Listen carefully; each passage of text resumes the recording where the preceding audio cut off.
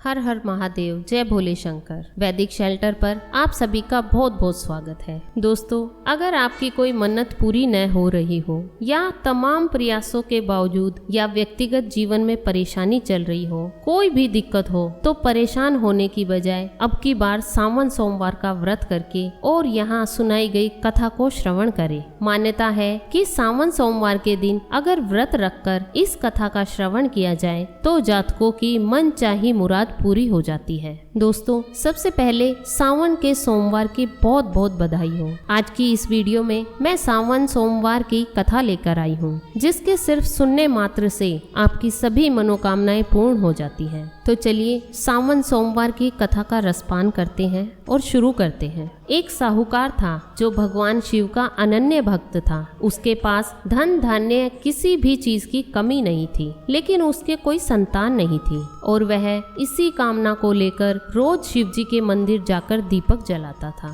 उसके इस भक्ति भाव को देखकर एक दिन माता पार्वती ने शिव जी से कहा कि प्रभु, यह साहूकार आपका अनन्य भक्त है, इसको किसी बात का कष्ट है तो आपको उसे अवश्य दूर करना चाहिए। शिव जी बोले कि हे पार्वती, इस साहूकार के पास पुत्र नहीं है, यह इसी से दुखी रहता है। इस पर माता पार्वती कहती है कि हे ईश्वर, कृपा करके इसे पुत्र का वरदान दे दीजिए। तब भोलेनाथ ने कहा, हे पार्वती, साहूकार के भाग्य में पुत्र योग नहीं है। ऐसे में अगर इसे पुत्र प्राप्ति का वरदान मिल भी गया तो वह केवल 12 वर्ष की आयु तक ही जीवित रहेगा। यह सुनने के बाद भी माता पार्वती ने कहा कि हे प्रभु, आपको इस साहूकार को पुत्र का वर देना ही होगा, अन्यथा भक्त क्यों आपकी सेवा पूजन करेंगे। माता के बार बार कहने से भोलेनाथ ने साहूकार को पुत्र का वरदान दिया, लेकिन यह भी कहा कि वह केवल 12 वर्ष तक जीवित रहेगा। उधर साहूकार यह सारी बातें सुन रहा था,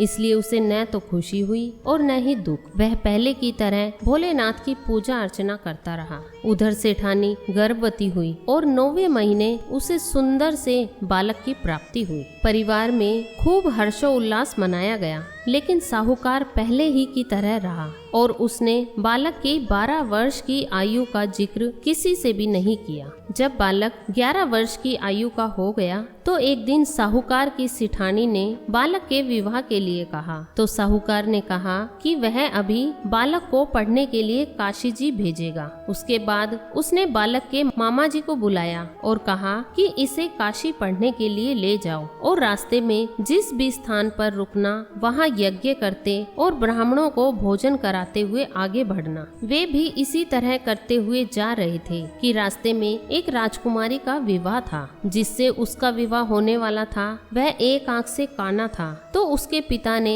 जब अति सुंदर साहूकार के बेटे को देखा तो उसके मन में आया कि क्यों ना इसे ही घोड़ी पर बिठाकर शादी के सारे कार्य संपन्न करा लिए जाए। तो उन्होंने मामा से बात की और कहा कि इसके बदले में वह अथाह धन देंगे, तो वह भी राजी हो गए। इसके बाद साहूकार का बेटा विवाह की वेदी पर बैठा और जब विवाह कार्य संपन्न हो गए तो जाने से पहले उसने राजकुमारी के चुनरी के पल्ले पर यह लिख दिया कि तेरा विवाह तो मेरे साथ हुआ, लेकिन जिस राजकुमार के साथ भेजेंगे वह तो एक आंख से काना है। इसके बाद वह अपने मामा के साथ काशी के लिए चला गया। उधर जब राजकुमारी ने अपनी चुनरी पर यह लिखा हुआ पाया तो उसने राजकुमार के साथ जाने से मना कर दिया। इस पर राजा ने भी अपनी पुत्री को बारात के साथ विदा नहीं किया। बारात वापस लौट गई। उधर मामा और भांजे काशी जी पहुँच गए थे। एक दिन जब मामा ने यज्ञ रचा रखा था और भांजा बहुत देर तक बाहर नहीं आया तो मामा ने अंदर जाकर देखा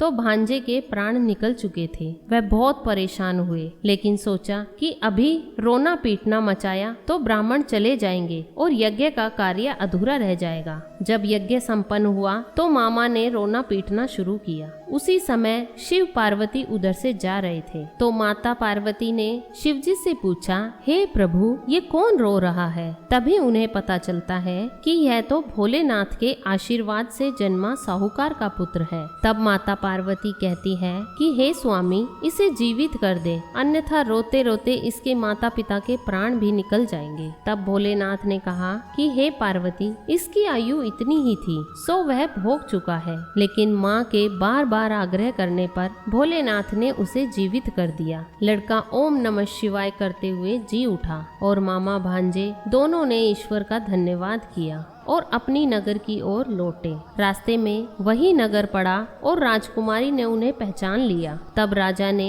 राजकुमारी को साहूकार के बेटे के साथ बहुत सारे धन धान्य के साथ विदा किया। उधर साहूकार और उसकी पत्नी छत पर बैठे थे। उन्होंने यह प्रण कर लिया था कि यदि उनका पुत्र सकुशल न लौटा तो वह छत से कूदकर अपने प्राण त्याग देंगे। तभी लड़के के मामा ने आकर साहूकार के बेटे और बहू के आने का समाचार सुनाया, लेकिन वे नहीं माने तो मामा ने शपथ पूर्वक कहा। तब तो दोनों को विश्वास हो गया और दोनों ने अपने बेटे बहू का स्वागत किया। उसी रात साहूकार को स्वप्न में शिवजी ने दर्शन दिए और कहा कि तुम्हारे पूजन से मैं प्रसन्न हुआ। इसी प्रकार जो भी व्यक्ति इस कथा को पढ़ेगा या सुनेगा उसके समस्त दुख दूर हो जाएंगे और मनोवांछित सभी कामनाओं की पूर्ति होगी। इस प्रकार सावन सोमवार की कथा समाप्त हुई। दोस्तों, सावन का महीना भगवान शिव की आराधना करने के लिए बड़ा ही पावन होता है। सावन के महीने में जो भी भक्त